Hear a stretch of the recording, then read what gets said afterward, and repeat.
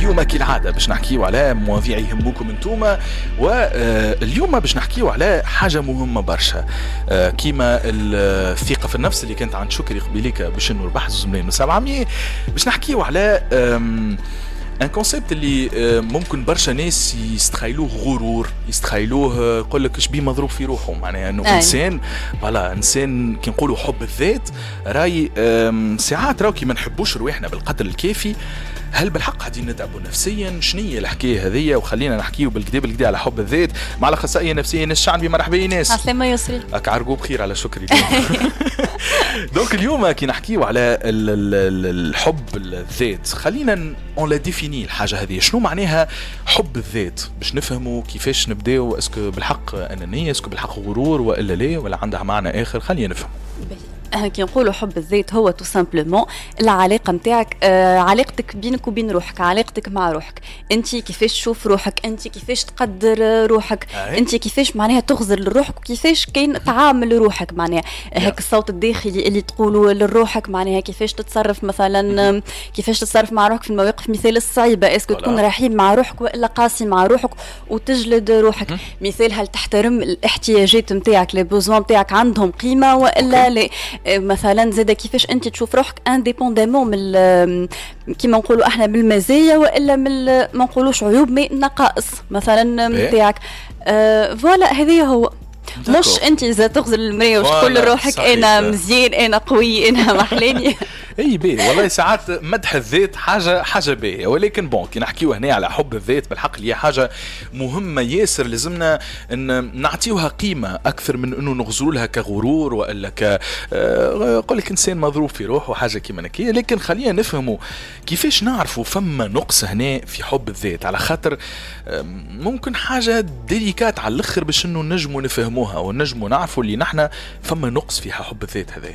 باهي مثال أول حاجة وقت اللي الإنسان يصعب عليه مثال إنه يقول لا، إنه يحط مثال حدود في تعاملاته مع العباد.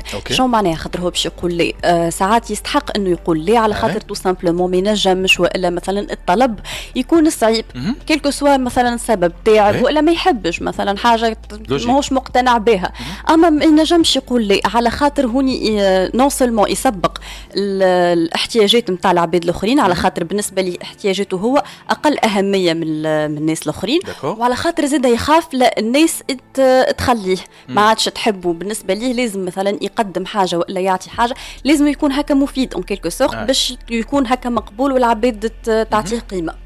به فما زيدا حاجة أخرى وقت اللي مثال الشخص يأثر فيه ياسر كلام الناس وراي الناس. يعني مثال كلمة وقت اللي مثلا يتلقى مدح من عند العباد يحس روحه فرحان وشيخ، بون هو الكلنا نحبوا المدح، اما مش هو الروبير. معناها انا نعرف معناها قيمتي القيمه متاعي نعرفها من غير ما نستحق معناها الناس الاخرين. على خاطر زاده كيما المدح مهم برشا، زاده النقد يعيشوا بطريقه خايبه على الاخر. مثلا كلمة خايبة نجم يسمعها من عند عبد تأثر فيه وتأثر فيه في مزاجه في نهاره في معناها في برشا حاجات ويصدقها معناها. زادا كيفاش يتعامل مثلا مع ساعات الفشل نتاعو. مثال نعرفش مثلا يعمل في الخدمة يعمل حاجة غلطة مثال خدمة قراية اللي أي حاجة فيها بيرفورمانس. مثال ما يقولش مثلا أنا غلطت هاني نتعلم، لا يقول أنا إنسان فاشل وديما أنا هكا وما نعرفش نتصرف. فما زاد حاجة أخرى مهمة برشا تبين وقتاش معناها نعرفوا الإنسان ما يحبش روحه وقت اللي يرضى معناها يخلي روحه في علاقات مؤذية. وقت اللي يرضى مثلا بالشخص اللي معاه با فورسيمون شريك معناها علاقاته أكاهو فهمت. يرضى مثلا بالقليل، يرضى انه الشخص مثلا يقلل من قيمته، يعامله مثلا بطريقه هو ما يستحقهش، يشكك فيه، يعامله كما نقولوا احنا معامله خايبه، والا ما يكونش مثلا فما استقرار، ما يعطيش الاهتمام مثلا الكافي اللي هو يستحقه. تو سامبلومون شخص يرضى بالقليل على خاطر هو في قناعاته في المعتقدات نتاعو انه هو ما يستحقش الحب. معناها انا اذا كان الشخص ما يحبش روحه هو مش مقتنع بقيمته كيفاش باش ينجم معناها يستنى من العباد الاخرين انهم يحبوه يعني يرضى باي حاجه على خاطر هو بالنسبه ليه هو ما يستحقش. هذوما الحاجات معناها نكتسبوهم من الطفوله معناها الاراء والمعتقدات هذوكم اللي نكتسبوهم على رواحنا وعلى العالم من بعد يكونوا كيما الفيلتر معناها اللي باش نراو به الدنيا وباش نراو به العباد والعلاقات. باهي هنا دونك ايناس اذا كان نجموا ندمجوا حاجتين مهمين ياسر اللي هو كما قلت انت ديجا بدينا نحكيو على الاسباب اللي هي ترجع للطفوله هنا ولكن باش ندمجوا معاهم زاده الحلول حل الحاجه هذه اللي لازمنا ريالمون نلقاوها على خاطر لازم تكون موجود حب الذات نتصور هنا. باهي هو الحلول ماهيش حاجه سهله ياسر معناها خاطر ساعات تكون المشكله عميقه برشا ومعناها والاسباب نتاعها الجذور نتاعها معناها مشاكل في الطفوله والكل دونك il vaut mieux الشخص يطلب المساعده مي مثلا انه ينجم يحاول انه يحط دي ليميت مثلا في معاملاته مع العباد. لازم انا نشوف روحي شنو ما لي بوزوان نتاعي قبل الشخص الاخر وقت اللي ما نجمش نقول تو سامبلومون اللي انا ما نجمش. اذا كان الشخص الاخر معناها بالحق يحبني ويقدرني